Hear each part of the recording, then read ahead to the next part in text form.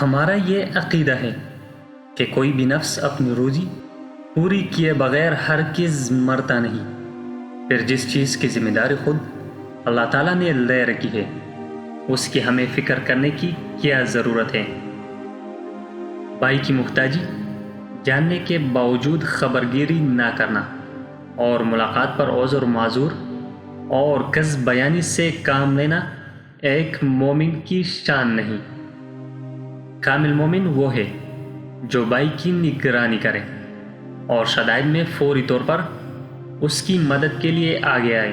ایسا کرنے والا لوگوں کو بیچ عزت کا مقام پاتا ہے، جو خود مصیبت میں مبتلا ہونے پر لوگوں کی ہمدردی کا مستحق ہوتا ہے اور موت کے بعد ذکر خیر اور جنت کے بلند درجات کا بھی حقدار بنتا ہے۔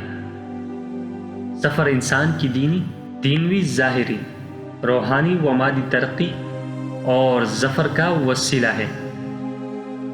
اگر وطن میں مقیم رہ کر طلب علم، طلب رزق اور اکتساب مالی کے اسباب میسر ہوں تو انسان کو ان مقامات کی جانب ضرور سفر کرنا چاہیے جہاں یہ فضیلتیں بآسانی ہو سکے۔ دنیا ایک مومن کے لیے قید خانہ ہے جبکہ ایک کافر کے لیے آرام گاہ اور جنت ہے۔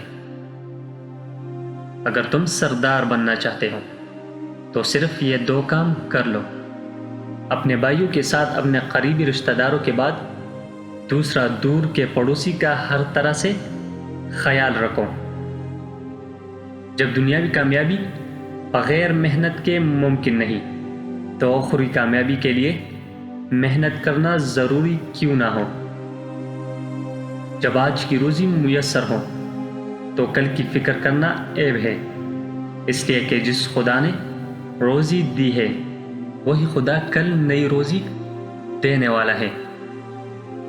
مومن کا حوادثات زمانہ سے امتحان لیا جانا قرین قیاس اور اچھے حال کی علامت ہے، اس لیے کہ مومن نے اللہ تعالیٰ سے جنت کا سودا کیا ہے اور اللہ تعالیٰ کے یہ سامان اتنا سستا نہیں۔